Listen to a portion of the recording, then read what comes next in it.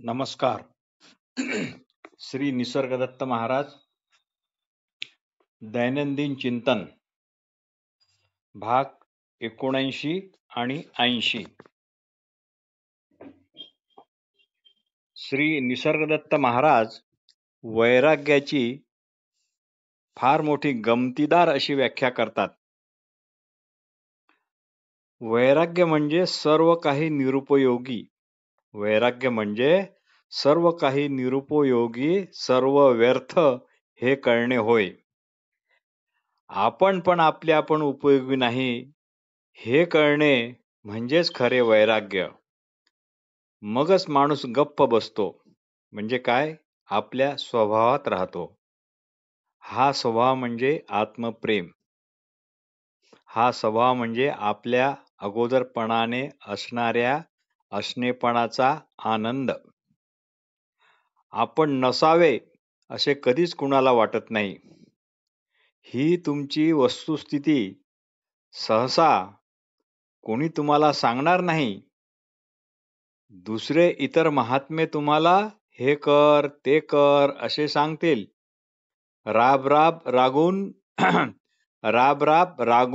राबवून पण घेतील आणि असे राबणे व्यर्थ आहे असे ते तुम्हाला कधीच सांगणार नाहीत.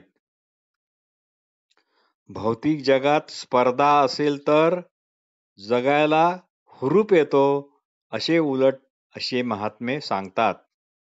पण ज्ञानी माणसाचा तुमच्या संबंधित कोणताच आग्रह नसतो, म्हणून तो सहसा बोलतच नाही.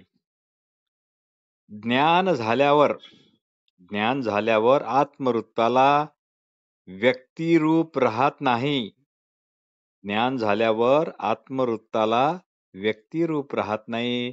देह असो वा नसो, स्वतःचाच नाही, कोणाचाही देह असो, ज्ञानाची वस्तुस्थिती आहे तशीच असते. तुम्हाला आवडो किंवा न आवडो, पण जे जे होणार आहे ते होणारच आहे व तुम्हाला त्याचा सामना हा करावा लागणारच आहे. मग तुम्ही आनंदाने करा किंवा नाराजाने करा. तुम्ही आनंदाने करा किंवा नाराजीने करा, तुमच्या आवडीनिवडीवर काही अवलंबून नाही. तुम्ही स्वतःला 3.5 हाताचा एक हाडामासूचा तुकडा समजता, म्हणून तुम्हाला तुमचेच विराट स्वरूप समजत नाही.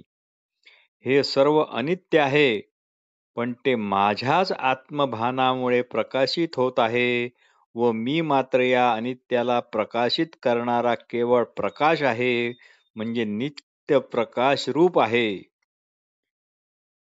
हे आपण जाणत नाही. आपण आहो ही इवलीशी मी असल्याची चिन्मय जाणीव जराशी हालली किंवा जराशी झळकली की ती प्रकाशमान होऊन विराट जगाचा भास दाखवून जाते. तुमच्या जाणीवेच्या प्रकाशानेच वस्तू बनल्या आहेत. त्या तुम्हाला कधीच नाहीशा करता येणार नाहीत आणि त्यापासून पलायन पण करता येणार नाही, कारण त्या एका अर्थाने तुम्हीच आहात. श्री महाराज आत्मतत्वाची एकदम साधी, सोपी, सरळ अशी व्याख्या करतात. ती म्हणजे आत्मा म्हणजे आपणच प्रकाश. आत्मा म्हणजे आपणच प्रकाशमान. आत्मा म्हणजे आपल्याच प्रकाशात सर्व काही प्रकाशित. बस इतकीच आहे ती व्याख्या. हजारो करोडो शरीरे या क्षणी आहेत. त्यात हेही एक शरीर आहे. मुद्दामून आपले हेही शरीर हे शब्द वगळले आहेत. त्यात हेही एक शरीर आहे. पंच ज्ञानेंद्रियाच्या कक्षा किंवा क्षमता ह्या मर्यादित आहेत. त्या विशिष्ट मर्यादित पर्यंत जातात आणि तिथून मागे फिरतात. ते ज्ञान तसे ज्ञान आपल्याला होते आणि स्वतंत्र देह असा भ्रम होतो. जशी दृष्टी पूर्ण आकाशाला पाहू शकत नाही ती वापस येते आणि आपल्या सोबत निळे आकाश आहे असा भ्रम प्रसरते. तसेच देहाच्या बाबतीत आहे. कोणाचेच नसलेले शरीर हे प्रत्येकाला आपापले वाटते. भाग 80. तुम्ही असल्याचा विचार तुमच्याकडे आहे. हाच खऱ्या अर्थाने जगदाचा जगदात्मा आहे. तुम्ही असल्याचा विचार तुमच्याकडे आहे. हाच खऱ्या अर्थाने जगाचा जगदात्मा आहे. याची सतत आठवण ठेवा, असे श्री निसर्गदत्त महाराज म्हणतात. बाकी वाचलेले सारे ग्रंथ दूर सारा. जोपर्यंत तुम्ही तुमच्यापासून वेगळे राहता तोपर्यंत तुम्हाला साधना वगैरे करावी लागते. पण एकदा हे कळले की मग साधनेचा सोस अजिबात राहत नाही. नुसते निवांत बसणे हीच साधना उरते. आता देह पडला काय, या क्षणी पडला काय, हजारो वर्षांनी पडला काय, आपली काहीही लाभ हानी होत नाही. म्हणजे अगोदरच्या असणेपणात काहीही बदल होत नाही. आपण तर सदैव निवांत बसणे आपले सोडत नाही ना. तुम्हीच असल्याचे ज्ञान हे तुमच्याजवळ नसते तर तुम्ही सूर्याला पण सूर्य पण आहे असे म्हणू शकले नसते. म्हणजे सूर्याला पण सूर्य पण तुम्हीच दिलेले आहे असे श्री निसर्गदत्त महाराज म्हणतात. ते आपल्याला विचारतात, ध्यान काय आहे आणि ध्यान कसले करणार आणि ध्यान का करणार. आपल्याजवळ विचार करण्याची क्षमता आहे. मनन चिंतन करण्याची अद्भुत शक्ती आहे. तिचाच वापर सदहेतूने करून आपण देहरहित असताना, इथे आपण हा शब्द केवळ आपण व्याकरणाकरता वापरलेला आहे. तर देहरहित असताना इथे आपण हा शब्द केवळ व्याकरणाकरता वापरला आहे.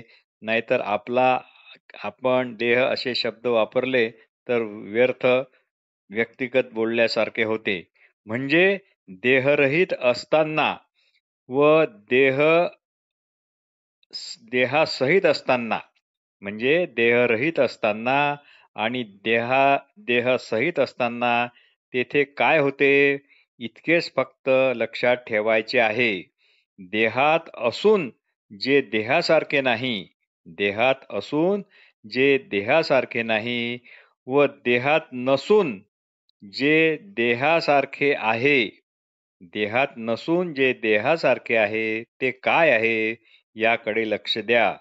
जोपर्यंत या दोन्ही स्थितीचा परिणाम ज्याच्यावर होतो किंवा होत नाही तोपर्यंत हे कळणार नाही, तोपर्यंत स्वरूप ज्ञान स्थितीत कोणालाच स्थापित होता येणार नाही.